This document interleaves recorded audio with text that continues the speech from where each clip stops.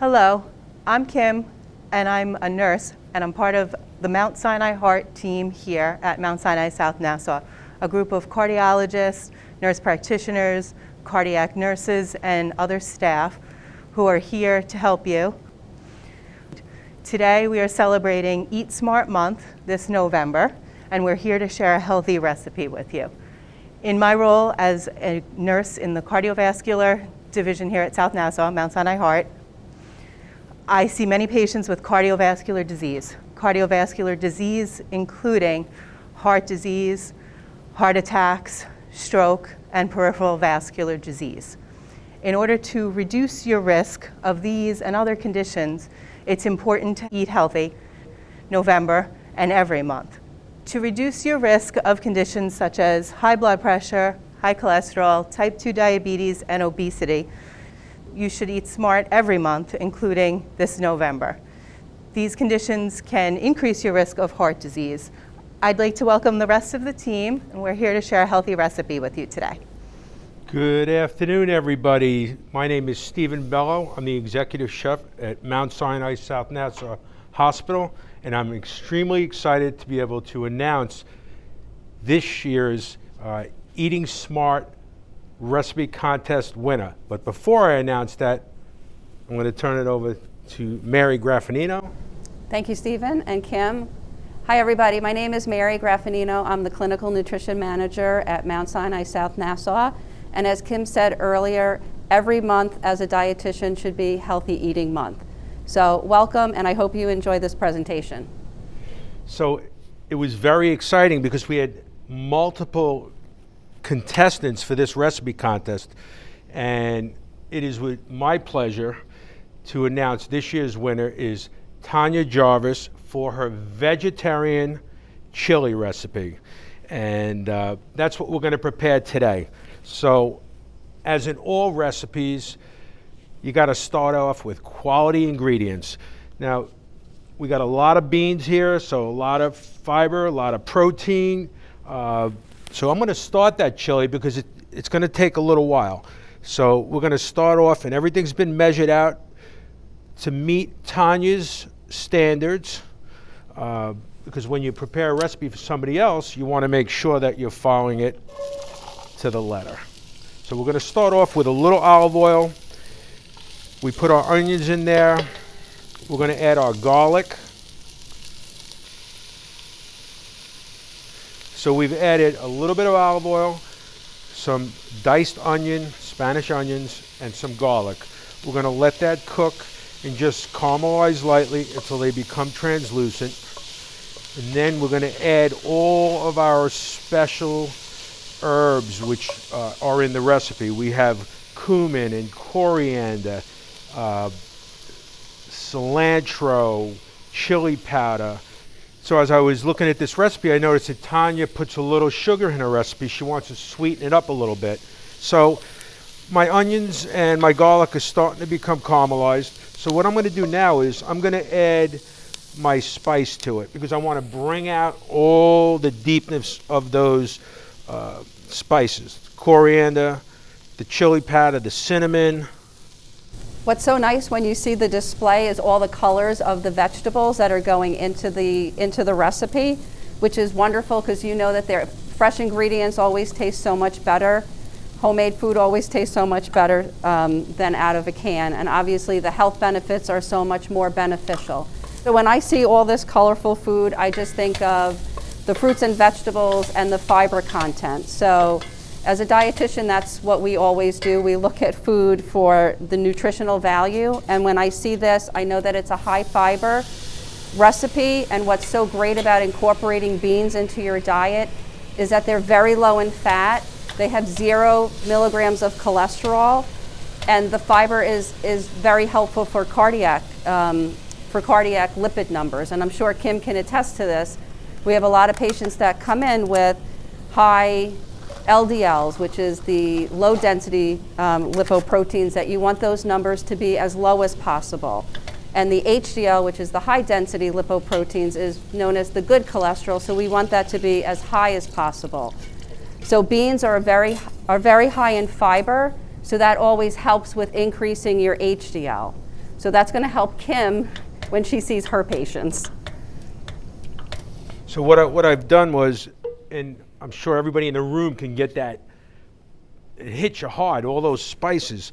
So I took a little of my vegetable stock and I deglazed the bottom of the pan with it, so I get that fond off the pot. Now I'm going to add all my beans. I'm going to add my black beans, my white beans. Now Tanya's recipe called for all canned beans. I didn't have canned white beans, so I soaked navy beans and then I cooked them ahead of time. You soak them overnight? I did. Okay. And we got chickpeas in here. There's all kinds of goodness in here, Mary. So when you soak the beans overnight, you drain the liquid? Always drain the liquid. And then do you rinse them? Yes. Okay. Soak them, drain them, and then I kind of toss them a little bit. A lot of times when you're working with beans, you might find like a little pebble or a little something that doesn't belong in there. So you really got to give it a good look. Okay. So I have my beans in here, my fire roasted tomatoes, which was an item that excited me. We're going to add a little bit more of these, and you can see like they've been roasted and the brown goodness in them, and you can smell the natural sweetness of the tomato. They're beautiful. So Tanya, here's a shout out to you because kudos for the fire roasted tomatoes. I'm a big fan. And then I'm adding some tomato paste because paste is going to help bind this chili.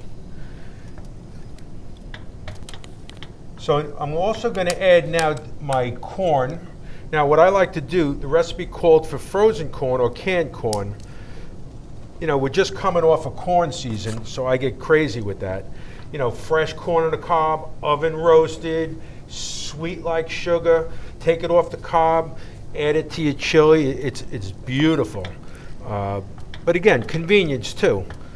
What's great about this recipe is that it's a one-pot dinner and it meets all requirements. So it is low sodium, it is low fat. There are carbs in it from the beans, but remember, if you're a diabetic, you're going to count your carbs and portion your sizes accordingly. Chilies, Mary, you go to restaurants and you look online, a lot of people are ordering in now. You see chilies of all different shapes and sizes. It's trendy. Pork chili, shrimp chili, vegetarian chili. I look at it as a vehicle because, coming off a holiday or coming off entertaining at home, what am I doing with my leftovers, right? Well, again, it's one pot. You could even do it in a crock pot. I know you love to cook I love my crock pots. pot, yes I do. And use your leftovers, be economical at the same time. And what's great is also you can make a large batch and freeze it and have 2 meals out of one. So you get 2 meals for the labor of all the chopping and slicing and dicing. So right now I don't have to slice and dice anything. I'll just eat Stephen's creation. There you go. Thanks to Tanya. The other thing with fiber is that the average American does not get enough fiber in their diet. The average American eats between 10 to 12 grams of fiber per day, and we should get between 25 and 35 grams of fiber. So increasing your fiber obviously happens through high fiber foods like beans, but don't discount bran cereal is high in fiber, and so are berries. So blueberries and raspberries and blackberries have the highest amount of fiber in any fruit. So if you think about fiber of whole grains, eating brown rice versus white rice, whole grain bread, so make sure when you read the label it says 100% whole grain and not just whole wheat bread. It has to say 100% whole wheat bread. Okay, and then when you think about fruits and vegetables, it's more of a plant-based diet, which is also incredibly helpful for for our employees, to keep our employees healthy, our patients healthy, and our community healthy, is eating more plant-based items. So this recipe is filled with vegetables and beans. So for those of you that do like to have some meat with their chili, something like a ground lean turkey or chicken would work well in here. So how would you? How about super lean ground beef? You could do that if it's lean. So how would you add the meat into the recipe? I would actually do my garlic, my onions, then I'd add my meat, brown it up, then I'd add all my vegetables, my stock. Okay. So do you drain the fat off the meat if it's a I fatty do. or One tight of the things meat? that I do, because my wife's not big on like the ground turkey, so we use like 95% lean ground beef. But Okay. after I brown it, a lot of times I'll make a little well in the center, and I just take some paper towels because there's not a lot of fat in there. Okay. Tip it and absorb all that excess fat, and then continue with my application. Okay. So it's a good alternative if you want to use a lean meat. So the recipe calls for either or, green and red or green and yellow. I wanted a trilogy of colors, so I'm going green. I'm going to go red peppers, and it says to chop. And Tanya wants the peppers chopped. Peppers are getting chopped. I don't know, when I make chili, I like to leave the peppers a little bit on the larger side, and that's why the recipe says to add them towards the end, so you still have some crunch, and you have a nice little variety of textures. Now, you'll notice that I have not seasoned this chili yet. So we were talking a little bit about seasoning towards the end and adjusting the flavor profile at the end of the cooking. And I prefer to do that because as it reduces, it intensifies in flavor, which is a good thing sometimes, but if there's sodium involved, which we're cooking very little sodium today because we're cooking healthy, I want to do it at the end and make sure it's not over the top. But one of the things I'd like to do to this is, and I hope Tanya forgives me, but I want to just take a little fresh cilantro, right? It's chili, it needs cilantro. So I'm not even gonna chop it. I'm just gonna break some of these leaves up. They're so fragrant and gonna add some nice flavor to it. So don't forget the high fiber with all the beans in this recipe. You can also incorporate in other recipes and stews are lentils, quinoa, split peas. They're also really high in fiber and low in fat and have zero cholesterol. And I like that for heart health. It's a great meal. It's meatless, and it's low cholesterol, low sodium, and very healthy with all the vegetables and beans. So like Mary was saying earlier, we eat with our eyes, right? First, then our palates. So we want to do a plate up on this that's going to excite people before they get to eat it.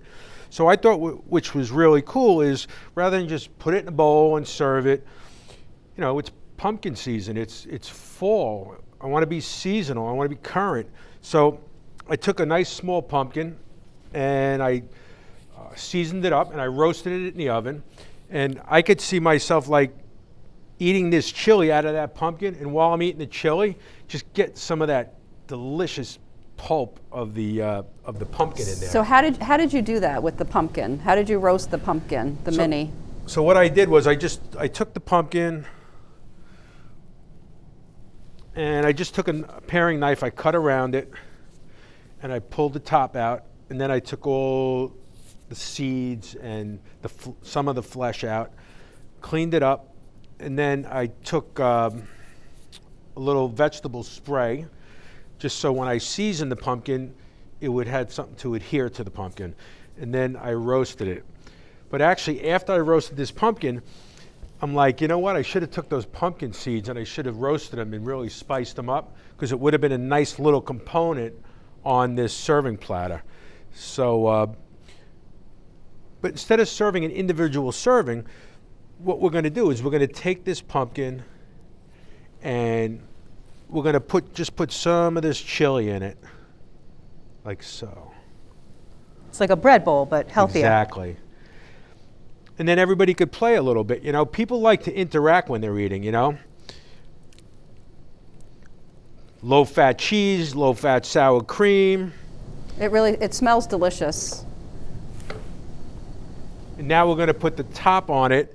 And it's a great vessel. It's retaining the heat. It's going to go to the guests nice and hot. Not only is it going to be a hot, delicious, flavorful meal, but when they remove the lid from the pumpkin, they're going to get that blast of essence of herbs and flavor and goodness. And then what we want to do is we want to lower our burner here because we don't want to burn anything. And just make it look pretty, you know. Add some garnish to it. Got some scallion brushes. So as November is Eat Healthy Month, we can eat chili all year long and eat healthy all year long. So remember to make sure that you watch your portion sizes, eat more plant-based foods, incorporate fruits and vegetables into your diet. So what we're going to do is now we're going to do a regular plate up. So we're plating up here, right like that. And again, we want to make it look all nice and pretty. So we have some lime. And then I also have some, because I think avocado Avocado's like my favorite thing. goes very nice, just as a little garnish, you know, like so. And again, maybe just a little dollop of the low-fat sour cream. He's using a very little dollop because I'm here as the dietitian overseeing that. What are you saying, Mary? If you weren't here, I'd be like, plop. Yes. So don't forget to use the food label also as a guide. So this looks absolutely beautiful and it is low fat. So use the food label and remember that 4 grams of fat or less is considered part of a heart healthy diet. That looks fantastic, Stephen. He used all these flavors and spices instead of adding so much salt to make everything taste delicious and still be healthy. So there you have it. Tanya Jarvis's vegetarian chili. Delicious, great recipe. I hope all of you enjoy it. Continue to eat healthy, be safe, and happy Thanksgiving to all. Thank you to Tanya for the recipe. Thank you for Chef Bello and Mary's input and help here. In case anybody needs any more information about eating healthy or your heart health, or if you need a doctor's appointment, you can call 516-632-3670, or you can go to southnassaw.org. Thank you.